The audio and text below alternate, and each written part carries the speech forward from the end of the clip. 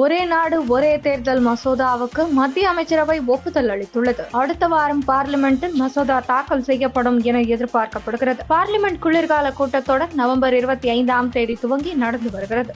December 20 வரை நடக்க உள்ளது. இந்த கூட்டத்தொடரில் பல முக்கியமான மசோதாக்களை நிறைவேற்ற மத்திய அரசு திட்டமிட்டுள்ளது.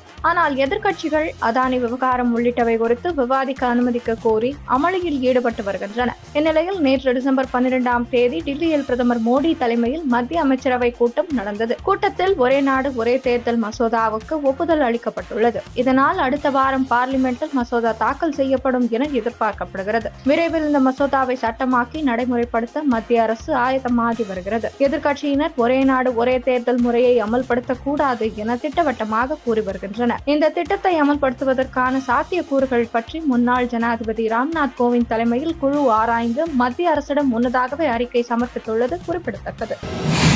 கன்னியாகுமரி தாமரைப்பதியில் நடந்த அகில திரட்டு அம்மானை உதய தின விழாவில் ஐயாவழி ஆய்வு மையத்திற்கு தமிழக கவர்னர் ரவி அடிக்கல் நாட்டினார். நிகழ்ச்சியில் பேசிய ஆளுநர் RN ரவி, அனைவரும் ஒன்று, அனைவரும் சமம் என்பதை தான் சனாதன தர்மம் கூறுகிறது. அனைவரும் ஒரே கடவுளை தான் வழிபட வேண்டும் என சனாதன தர்மம் கூறவில்லை. வேறு மொழி பேசலாம், வேறு உடை அணியலாம், ஆனால் நாம் அனைவரும் ஒன்றுதான். ஆங்கிலேயர்கள் கட்டாயம் மதமாற்றம் என்னும் கொடுமையை செய்தனர். பிரிட்டன் பார்லிமெண்டில் இந்துக்கள் இந்து தர்மம் குறித்து கண்டனம் தெரிவித்தனர். முன்பு ஜாதி அடிப்படையில் பிரிக்கப்பட்டு பலர் கோவிலில் கூட நுழைய முடியாமல் இருந்தனர். கடவுள் மகாவிஷ்ணு வைகுண்டராக அவதரித்தார். சனாதன தர்மம் மீது பாதிப்பு ஏற்படும் போதெல்லாம் நாராயணன் அவதரிப்பார். ஐயா வழியில் நமது நாட்டை வழிநடத்தி வருபவர் நமது பிரதமர் மோடி என்று பேசினார்.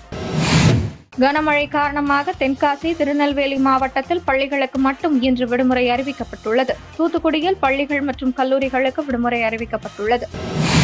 ஒரே நாடு ஒரே தேர்தல் என்பது பிராந்திய குரல்களை அழித்து கூட்டாட்சி தன்மையை சிதைக்கும் என முதலமைச்சர் ஸ்டாலின் கூறியுள்ளார். ஒரே நாடு ஒரே தேர்தல் மசோதா என்ற கொடூரமான மசோதாவை பார்லிமெண்டில் அறிமுகப்படுத்த மத்திய அமைச்சரவை ஒப்புதல் அளித்துள்ளது நடைமுறைக்கு மாறானது மற்றும் ஜனநாயகத்திற்கு விரோதமானது எனவும் தனது அறிக்கையில் மத்திய அரசை முதலமைச்சர் சாடியுள்ளார். டங்ஸ்டன் சுரங்கத்திற்கு ஆவேசம் காட்டும் முதல்வர் NLC நிலக்கரி சுரங்க விவகாரத்தில் வேடிக்கை பார்ப்பது ஏன்? மேலூருக்கு ஒரு நீதி, கடலூருக்கு ஒரு நீதியா என பாமக தலைவர் அன்புமணி கேள்வி எழுப்பியுள்ளார்.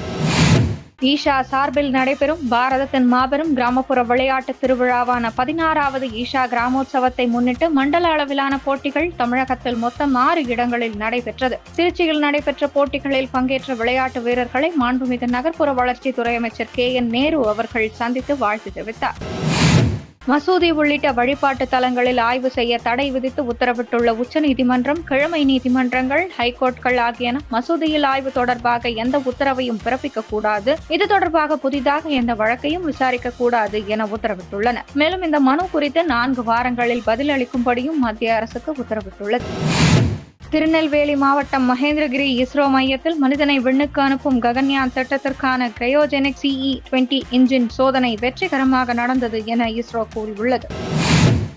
கேரளாவின் குருவாயூரில் உள்ள கிருஷ்ணர் கோவிலில் உதயஸ்தமனா என்ற பூஜை தினமும் நடத்தப்படும். சூரியன் உதயம் மற்றும் அஸ்தமனத்தை குறிக்கும் வகையில் இந்த பூஜை பாரம்பரியமாக நடத்தப்படுகிறது. இந்நிலையில் பக்தர்கள் கூட்ட நெரிசலை சமாளிப்பதற்காக ஏகாதசி தினத்தில் மட்டும் இந்த பூஜையை நிறுத்துவதற்கு முடிவு செய்யப்பட்டது. இதை எதிர்த்து அந்த கோவிலில் பூஜைகள் நடத்த உரிமைகள் பெற்றுள்ள குடும்பத்தை சேர்ந்த PC ஹாரி என்பவர் உச்சநீதிமன்றத்தில் வழக்கு தொடர்ந்துள்ளார். வழக்கை விசாரித்த நீதிமன்றம், பக்தர்கள் கூட்ட நெரிசலை சமாளிப்பதற்காக ஏகாதசி நாட்களில் பாரம்பரிய நடத்தப்படும் விசேஷ பூஜைகளை எப்படி நிறுத்தலாம் என குருவாயூர் கிருஷ்ணர் கோவில் நிர்வாகத்துக்கு கேள்வி எழுப்பியுள்ளது. மேலும் தந்திரி எனப்படும் தலைமை பூசாரி இதற்கு எப்படி ஒப்புதல் அளித்தார்? இதுபோன்ற பூஜைகள் நிறுத்தும் முடிவை எப்படி கோவில் நிர்வாகம் எடுக்கலாம் என்று கேள்வி எழுப்பியுள்ளது. இதுகுறித்து கோவில் நிர்வாகம் மாநில அரசுக்கு பதிலளிக்க வேண்டும் என்றும் கோரிக்கை விடுத்துள்ளது. தற்போதைக்கு இதில் எந்த உத்தரவும் பிறப்பிக்கவில்லை. கோவிலின் இணையதளத்தில் உள்ள தினசரி பூஜைகள் பட்டியலில் எந்த மாற்றமும் செய்ய வேண்டாம். இந்த பிரச்சனை தொடர்பாக விசாரித்து முடிவெடுக்கப்படும் என நீதிமன்றம் தெரிவித்துள்ளது.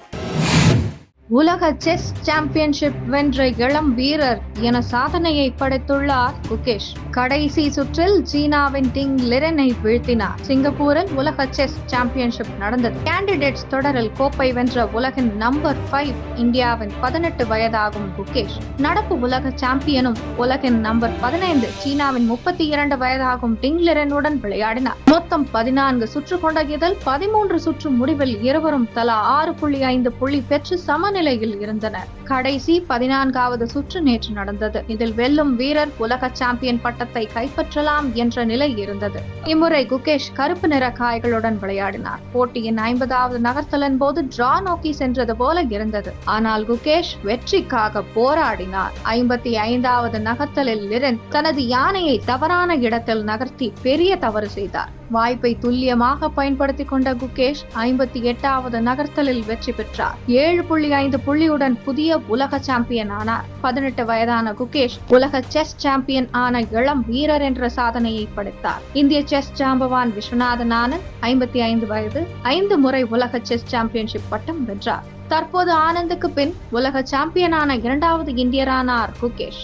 உலக செஸ் சாம்பியன் பட்டம் வென்ற குகேஷ் ஆனந்த கண்ணீர் வடித்தார். பிறகு வெற்றி குறித்து அவர் கூறுகையில், என்னை நேசித்து வரும் நாட்டு மக்களுக்கு இந்த வெற்றியை அர்ப்பணிக்கிறேன். லிரன் தோல்விக்கு எனது வருத்தத்தை கூறுகிறேன். போட்டிக்கு உடல் ரீதியாகவும் உளவியல் ரீதியாகவும் தயாராகி வந்தேன். 2 வருட பயிற்சிக்கு பின் கிடைத்த வெற்றி இது. 11 ஆண்டுகளுக்கு முன் சாம்பியன் பட்டம் இந்தியாவிடம் இருந்து பறிக்கப்பட்டது. ஒரு இளம் செஸ் வீரரின் கனவு எதுவோ அது நிறைவேறியுள்ளது என்று அவர் கூறினார். செஸ் சாம்பியன் பட்டம் வென்ற குகேஷ்க்கு வாழ்த்துகள் குவிந்து வருகின்றன. ஜனாதிபதி திரௌபதி முர்மு வெளியிட்ட வாழ்த்து செய்தியில் கூறியுள்ளதாவது, உலக செஸ் சாம்பியன் பட்டம் வென்ற இளம் வீரர் என்ற பெருமை பெற்ற குகேஷ்க்கு வாழ்த்துக்கள். அவர் இந்தியாவை பெருமை அடைய செய்துள்ளார். அவரது வெற்றி செஸ் விளையாட்டின் தலைமையகம் என்ற பெருமையை இந்தியா தக்க வைத்துக் கொண்டுள்ளது. எதிர்காலம் புகழ்பெற ஒவ்வொரு இந்தியரின் சார்பிலும் வாழ்த்துக்களை தெரிவித்துக் கொள்கிறேன் என கூறியுள்ளார். பிரதமர் மோடி வெளியிட்ட வாழ்த்து செய்தியில், மகத்தான சாதனைக்கு குகேஷ்க்கு வாழ்த்துக்கள். இது அவரது ஒப்பற்ற திறமை, கடின உழைப்பு மற்றும் தளராத உறுதி ஆகியவற்றால் சாத்தியமாகியுள்ளது. அவரது வெற்றி